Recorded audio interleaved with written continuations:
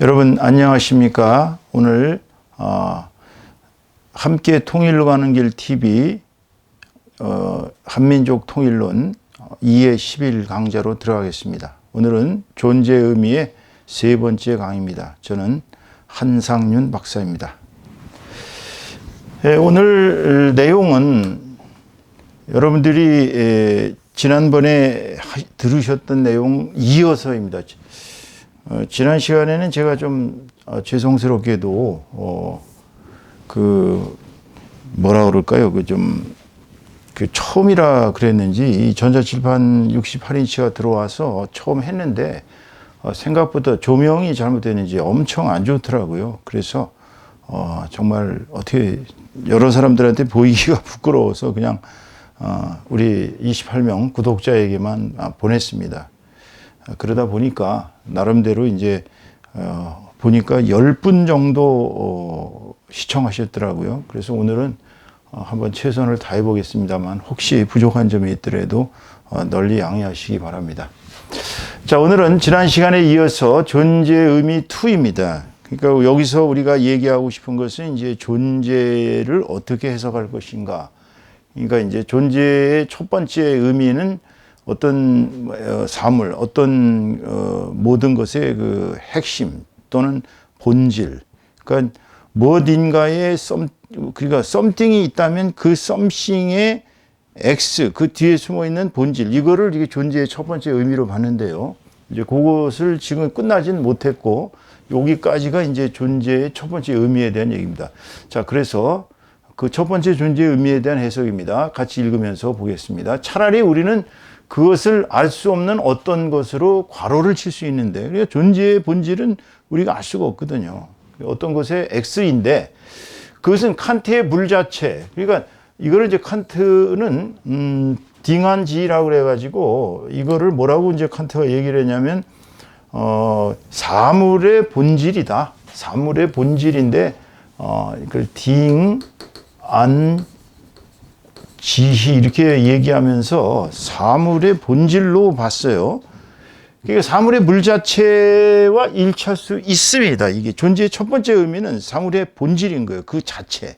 그러니까 뭔가 있다 그러면 그 뭔가 있는 것에 배후에 숨어 있는 어떤 본질, 핵심, 이것이 존재의 첫 번째 의미입니다. 그러나 여기에서 우리는 그것이 물질적이다. 그러니까 물질적이다 이렇게 하면 안 된다는 얘기예요. 또 비물질적이다. 이것도 감히 이렇게 얘기해서는 안 돼요. 그러니까 존재가 뭐냐 그랬을 때 존재는 물질적이다, 존재는 비물질적이다 이런 식으로 정의를 내려서는 안 된다는 얘기입니다. 왜냐하면 그것은 아직도 우리 앞에 실존적인 실체로서 우리 앞에 존재하기 때문이다. 실존적인 실체가 실체. 실체라는 게 뭐 있다 그러면은 뭔가 있다 그러면 그것이 어떤 것의 실체가 있기 때문에 있는 것이죠. 만약 실체가 없다면 뭔가 없는 것이죠. 이런 사고에 의해서 우리에게 각인될 수 있는 점은 존재란 무엇인가의 본질로서 확실히 존재한다. 그러니까 어떤 것의 본질, 이게 첫 번째 존재의 의미예요. 이게 존재는 무엇인가의 본질이다. 무엇인가의 본질로서 확실히 존재한다. 그러니까 뭔가 있다 그러면 본질이 있는 거죠. 뭔가 있는데도 본질을 생각하지 못한다면 그건 잘못된 사고죠. 그리고 우리는 그 외적인 현상을, 외적인 현상. 지금 여러분이 저를 보고 계시는 건 이 외적인 현상입니다. 인간 한상윤의 본질은 아니에요. 저의 이 외적인 이런 모든 것은 그냥 시공간의 시간과 공간을 합쳐서 우리는 시공간이라고 합니다. 시공간의 가변성, 변할 수 있는 거. 시간과 공간은 이제 변화됩니다. 시간은 끊임없이 이제 현재인 것 같지만 제가 지난번에 현에 대해 얘기했지만 끊임없이 변화돼 갑니다. 공간도 우리가 생각할 땐 지금 이 공간이 조금 있다 그 공간하고 같지 않아요. 공간도 계속 시간하고 더불어서 서로 이렇게 얽혀져 가지고 같이 상대적으로 얽혀서 이것이 변화되는 것입니다. 그러니까 시간과 공간이 이렇게 한꺼번에 묶여서 변화된다 이렇게 생각하시면 틀림없는 거예요. 그러니까 영원한 시간의 개념이나 영원한 공간의 개념, 고정된 개념은 없어요.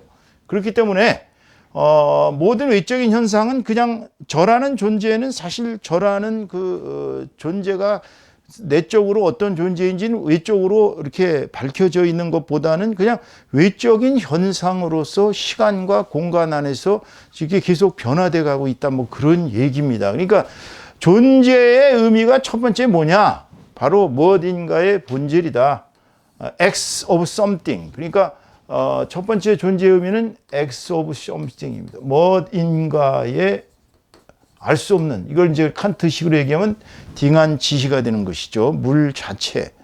뭐 이거를 또 이제 뭐 플라톤 같은 경우는 이제 이데아다, 뭐 이렇게 얘기도 했고요. 하여튼 이 본질의 그 의미를 먼저 여러분의 머릿속에 각인하시고서 이제 존재란 본질이겠구나라고 사고하면서 생각하시면 되겠습니다. 자, 이제 그 다음에 문단 읽어볼게요. 존재의 두 번째 의미는 상대성이다. 아주 중요한 얘기입니다. 이걸 영어로 이제 relativity라고 그러는데, 우리가 이제 상대성 이론 그러니까 이제 상대성 이론이라는 것은 아인슈타인이 이제 물리학에 있어서 중력장 이론을 설파하면서 빛이 진공 속을 뚫고 들어올 때는 뭐 그냥 균일하게 들어오지만 그것이 이렇게 빛의 중력장에 의해서 구부러져서 들어온다, 뭐 이런 그 이론을 제시했는데, 그 이론을 뭐 누군가가 증명하기 전에는 맞는지 안 맞는지 알 수 없었죠. 그러나 과학적으로 누군가가 그거를 증명을 했습니다. 그래서 존재의 그 어떤 의미에 있어서의 상대성의 의미가 확 드러나게 됐죠. 그래서 오늘날은 이제 상대성 자체가 그냥 본질로 여겨지고 있습니다. 그러나 이 개념은 아인슈타인의 상대성 이론과 같은 것은 아니다. 그 이론에서 물질적 존재는 빛이 중력장을 통과할 때, 빛이 중력장, 이 모든 우리 지구는 이제 중력장 안에 있습니다. 그 중력장 안을 통과할 때 중력장의 영향으로서 시간과 공간의 형태에서 영향을 받는다는 것이다. 이것은 아인슈타인의 사고입니다. 우주 안에서 모든 것들은, 근데 여기서 이제 우리가 밝히고 싶은 것은 모든 것들은 다른 것들과의 관계에서 그들 자신의 독특함을 가지고 있다. 그러니까 모든 것들은 다른 것들과의 관계에서 그들 자신의 독특함을 가지고 있다. 그래서 어떤 의미에서 존재는 모든 것들의 관계에서 표현되어진다. 그러니까 나라는 독자적인 그 존재는 나 혼자서는 아무 의미가 없는 거예요. 나와 남. 그러니까 나가 있으면 남이 있는 것이죠, 이렇게. 그럼 이게 이제 서로 상대적으로 얽혀있기 때문에 나와 남은 어떻게 본다면 본질적으로 동본원입니다. 같은 근원을 갖고 있다는 얘기죠. 동본원. 이걸 우리가 이제 동본원이라고 얘기하는데요. 내가 남을 생각하지 않고 남이 나하고 같은 존재라는 걸 생각 안 하고 나는 독자성이다라고 생각하는 것은 이제 나쁜 놈입니다. 쉽게 얘기하면. 우리가 이제 한국말에서 나쁜 놈이다라고 얘기할 때 이게 나쁜이 아니라 원래는 나쁜 놈이에요. 그 나쁜 놈이라는 의미는 나만 아는 놈이지. 이건 상대성 원리를 모르는 거예요. 이 세상 자체가 상대적으로 이루어졌다는 걸 모르고 그냥 지잘난 맛에 살고 있는 사람들이죠. 자, 그래서 어떤 의미에서 존재는 모든 것들의 관계에서 표현되어진다. 그러니까 이 관계가 굉장히 중요합니다. 예? 그러나 그것은 그 자체의 개별성을 가지고 있다는 것을 의미하지는 않는다. 그러니까 상대성이라 할지라도 개별성은 반드시 같이 가지고 있는 것입니다. 그러니까 상대성이 존재의 두 번째 의미란다면 상대성의 본질 속에는 개별성이 있단 말이에요. 개별성. 예? 그 개별성이 이게 이제 individuality라고 영어로는 표현합니다. individuality 이렇게 duality. 그러니까 개별자의 속성 또는 단독자의 속성, 이것은 아주 존귀한 것입니다. 내가 내 자신의 개별성이 없이 그야말로 상대적으로만 존재하느냐, 그거는 이제 전체주의적 사고예요. 이거는 상대성을 나쁜 말로 얘기하면 이제 전체주의적 사고입니다. 그러니까 전체의 속에서의 나, 이렇게밖에 해석이 안 되는 것이죠. 그러나 나라는 존재는 전체적인 것 속에서도 절대적인 존재를 갖고 있습니다. 그러니까 개별성은 어떻게 본다면 절대성이에요. 절대성. 개별성이 절대성이라는 걸 부정한다면 이 정치 철학이 잘못돼 가는 것이죠. 파시즘이나 공산주의나 이런 전체주의적 사고로 변화될 우려가 많습니다. 어떤 의미에서 개별성은 존재의 본질적인 부분인 것처럼 보인다. 그렇죠. 하지만 다른 의미로 개체는 관계적 상호성의 문맥. 자, 개체는 관계적 상호성의 문맥, 컨텍스트라고 그러는데, 그러니까 우리의 삶의 흐름이라는 것은 엄밀히 얘기하면 다 컨텍스트 안에 있습니다. 내가 내 자신이 나 혼자 제 멋대로 사는 것 같지만요, 내 가족들과의 컨텍스트 안에 살고 있어요. 또 내 가족들은 또 이 공동체, 커뮤니티 안에서의 컨텍스트 안에 살고 있습니다. 이 내가 살고 있는 가련동이면 가련동이라는 이 컨텍스트 안에서, 또 가련동은 은평구라는 컨텍스트 안에서, 은평구는 또 서울이라는 컨텍스트 안에서, 서울은 대한민국이라는 컨텍스트 안에서, 또 대한민국은 또 동북아시아라는 컨텍스트 안에서, 또 동북아시아는 지구라는 컨텍스트 안에서, 지구는 다시 또 우주라는 컨텍스트, 이런 식으로 모든 것은 컨텍스트 안에 놓여 있습니다. 이것을 우리는 이제 존재의 흐름이라고 볼 수 있어요. 존재는 흘러가는 가운데, 그 흐름 가운데 내가 어떻게 보면 기생하고 있는 건지도 몰라요. 그 흐름에 올라타고 있는 것입니다. 그러니까 동양적 표현을 이거를 이제 동양에서는 그 어떤 여유라고 그럴까요? 여적이라고 그럴까요? 이런 것을 이제 표현할 때 꼭 보면은 큰 이제 이렇게 강을 하나 다 그려놓고 그 강 안에 이제 이륙 편주를 타고 가는 그런 그 어떤 그 어부 같은 모습으로 그렇게 이제 그 컨텍스트를 표현해 놓고 있습니다. 그리고 그 속에는 이제 여유가 보이죠. 여유가 보이고, 아, 이 사람은 참 고독한 것 같으면서도 그 흐름 속에 놓여 있구나, 뭐 이렇게 알 수 있는 것이죠. 자, 그렇기 때문에 모든 것들은 출생 때부터 본질적으로 모두가 다른 속성. 그러니까 이 세상에 70억 인구 한 명도 같은 사람이 없습니다. 일란성 쌍둥이요? 틀려요. 물론 일란성 쌍둥이들은 같이 아픕니다. 한 사람이 아프면 다른 사람도 아프고요. 굉장히 그 어떤 뭐라 그럴까, 이렇게 연결되어 있어요. 텔레파시로. 영어로는 이제 텔레파티라고 읽는데 텔레파시로 연결되어 있습니다. 하지만 모두가 다른 속성을 가지고 있다는 거예요. 그러니까 철학이 이 존중되어야 될 하는 가장 중요한 것은, 인간은 상대성 속에 놓여 있지만 개별자라는 절대성을 가지고 있다는 이 사실을 까먹고 정치라면 전체주의, 파시즘, 독재주의가 되는 거예요. 그래서 저는 존재의 의미를 제가 이 시간 강조하는 의미는, 존재의 의미가 개별성이냐 전체성이냐 독자성이냐 아니면 상대성이냐, 이것을 판단을 하고 정치 철학을 구상을 해야 되는데, 그걸 하지 않는 철학은 굉장히 문제가 심각하죠. 다른 것들과 무조건적으로 공존해 왔습니다. 그러므로 모든 것들은 서로 상호적으로 영향을 받으며 인간 존재를 포함한 모든 것들은 그들 자신의 차이와 독특성에도 불구하고 공존재로서 해석되어져야 한다. 그렇습니다. 우리는 남과 더불어 같이 사는, 쉽게 얘기하면 함께 더불어 사는 존재예요. 우리는 뭐 잘난 척해도 남이 없이 살 수 없습니다. 내가 혼자서 농사 져서 먹고 채소 져서 먹고 뭐 유유자적한, 요즘 뭐 텔레비 프로그램에 유명한 자연인인가요? 뭐 그런 걸 보면은 자연 속에서 뭐 산속에 들어가서 혼자 사시는 분들, 뭐 무인도에 가서 혼자 사시는 분들, 그런 분들도 가끔 있긴 있더라고요. 근데 그분들이 뭐 그렇다고 완전히 다 혼자서 다 생산했느냐? 아니거든요. 그들도 나름대로 가서 어디 가서 무엇을 사온다든지 얻어온다든지 뭐 그렇게 공존재적인 삶을 사는 것이지, 완전한 독자적인 존재는 존재할 수가 없습니다. 그래서 인간은, 이것은 사회적 동물이다라는 인간의 속성, 인류의 사회성까지 확대되어야 되는 것입니다. 인간이 왜 사회적인 존재냐, 왜 인간은 사회적인 동물이냐 하는 것은, 인간이 바로 비록 독자성을 가진 개별자요, 독자성을 가진 절대자입니다. 인간은 절대자이지만 상대성 안에 있기 때문에, 우주의 흐름이라는 어떤 존재의 흐름이라는 상대성 안에, 즉 컨텍스트 안에서 같이 흘러가는 공존재이기 때문에 인간은 사회적인 존재라는 것을 반드시 염두에 두시고 시작하셔야 합니다. 만약 사회적인 존재라는 것을 우리가 부인하면 그것은 매우 우스꽝스러운 결과를 빚게 될 것입니다. 자, 그 다음 봅시다.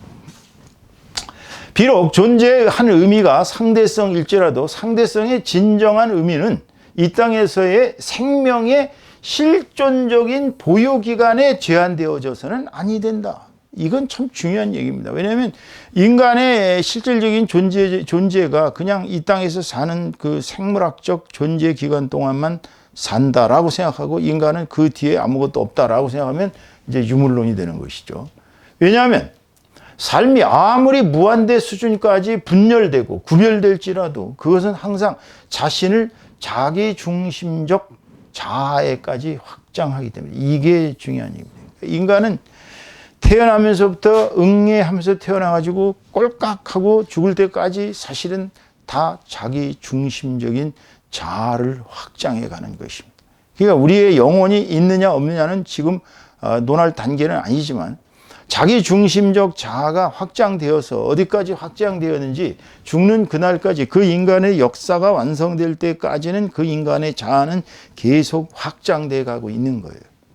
자, 그래서 이제 첫 번째 존재의 의미는 X의 존재라고 존재는 결국은 본질이라고 그 의미는 본질이라고 얘기했습니다. 존재의 의미는 본질이다. 두 번째로 존재의 의미는 상대성을 가지고 있다. 이 상대성은 반드시 개별성이라는 독자적인 개별성이라는 절대성을 그 안에 포함하고 있어야 한다. 그렇지 않다면 독재가 되는 것이다라고 분명히 말씀을 드렸습니다. 그래서 오늘 세 번째 의미는 이제 자아. 자아는 자기. 영어로 이제 이고라고 그러죠. 이고 또는 셀프라고 얘기합니다. 지금 세 번째는 자아예요. 자아. 사실 사실인지 아닌지는 알 수가 없습니다만은 부처는 태어나자마자 7발짝을 걸으면서 손가락을 하늘로 향하고 땅을 향하면서 천상천하는 유아 독존이다. 참 상당히 이제 우상화적인 얘기인데 그러나 내용 자체는 매우 멋있죠. 천상천하의 유아 독존이다. 천상천하의 유아 독존이다. 그러니까 이 세상에서 가장 중요한 것은 나예요. 사실 누가 뭐라 그래도 납니다. 그거는 맞아요. 그거는 맞는데 이 자아가 무엇이냐라는 문제를 우리가 이제 지금 생각해 본다면 만약에 내가 내 자아라는 것이 없이는 존재할 수 있을까요? 여러분 어떻게 생각하십니까? 자아가 없이 내가 존재할 수 있을까요? 없죠. 자아가 없는 사람은 그냥 텅 빈 그야말로 구멍 뻥 뚫린 그 옛날에 왜 그 광우병 사태 여러분 아시죠? 광우병 사태에서 왜 광우병 걸린 소를 무서워했습니까?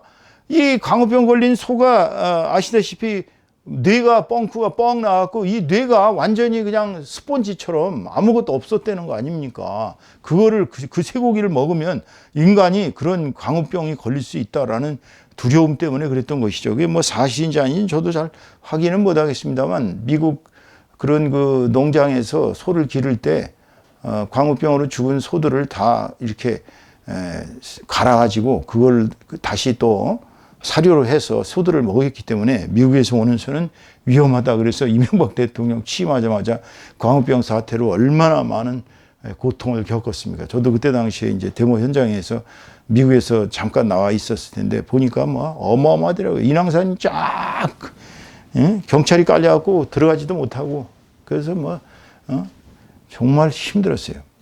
어쨌거나 그렇기 때문에 모든 것들은 어떤 환경에서도 자신을 유지하는 데 집중해야 돼요. 그러니까 사람이 살아간다는 거야. 그러니까 인간의 가장 아름다운 철학이 뭐냐라고 얘기했을 때 저는 동양 철학이 서양 철학에 비해서 아주 우월한 게 딱 한 가지 있다고 봅니다. 그러니까 서양은 주로 이성을 향해서 이제 이렇게 연구하는 과정이었어요. 이성을 탐구하는. 그게 서양이라면 동양은 생존에 자신을 유지하는 이걸 우리가 이제 생존이라고 그러거든요. 생존. 그러니까 동양 철학에서는 이제 이렇게 얘기를 하거든요. 나를 살리는 그러니까 살리는 학문이나 살리는 군주나 살리는 모든 그런 시자 다스리는 사람들이나 나를 살리는 사람은 훌륭한 사람이고 그러니까 쉽게 얘기하면 사람을 살리고 생명을 살리고 생물을 살리고 생명을 살리고 이 모든 것을 살리는 철학은 위대한 철학이고, 또 그런 정치는 위대한 정치고, 그러한 군주는 위대한 군주고, 그러한 치자들은 위대한 치자들입니다. 사실 그렇잖아요. 왜냐? 생물은, 모든 살아있는 존재는 생명을 소중히 여깁니다. 생명. 그러니까 생명의 철학인 거예요. 동양의 학문은 이 생명을 어떻게 유지하고 발전시킬 것인가 하는 생명의 철학이라면, 서양은 이제 이성의 철학으로, 이성, 즉 알을 추구하는 지식 추구의 학문이기 때문에 생명에 있어서는 못 당한 거죠, 동양을. 그것을 우리는 이기주의라고 부른다. 사실 자기를 유지하는 데 집중하는 것을 이기주의라고 합니다. 이고이즘이라고 그러죠. 이고이즘. 이기주의. 이기주의가 나쁘냐? 그거 나쁘지 않죠. 왜냐하면 이기주의가 없이는 내가 존재할 수가 없는데, 나는 이타주의야. 그리고 처음부터 나는 내가 먹을 거, 내가 이렇게 먹을 것도 다 남 주고, 내 옷도 다 벗어주고, 내 모든 걸 다 남을 위해서 사는 거야 라고 얘기하는 거는, 그거는 좀 있을 수가 없는 얘기입니다. 그거는 모든 종교나 철학이 남을 위해서 살아야 된다, 이타주의로 가야 된다, 그거는 이상론적인 얘기고요. 우선은 제일 중요한 것은 이기주의가 나를 만족시킬 수 있는, 그러니까 나를 만족시키지만 상대도 만족시켜야 되거든. 그래서 상대성 속에서의 이기주의가 서로 간에 조화를 이루는 막 그러한 철학이래야지, 이타주의로 가라, 이타주의로 간다면 존재하지 못하는데. 그러니까 이기주의가 존재의 주요한 역동적인 힘이라는 것은 부인할 수가 없습니다. 우리는 이기주의가 있음으로 존재하거든요. 그래서 우주 안의 만물은 어떤 실제적 활동이 없이 낙원이라는 환상적인 오아시스에서 걷는 것이 아니라, 이게 이제 유토피아 설입니다. 유토피아. 토마스 모어의 유토피아가 있었지만, 공산주의자들이 생각하는 이 유토피아 사상이 잘못된 것은, 사실 실제적 활동에 걸맞는 대가가 주어지는 거예요. 10개의 활동을 한 사람이 10개의 대가를 받는 것이고, 1개의 활동을 한 사람은 1개의 대가를 받는 것인데, 능력이 10개가 되는 사람은 10개 일해가지고 1개를 받아가고, 능력이 1개밖에 없는 사람도 똑같이 1개를 받아.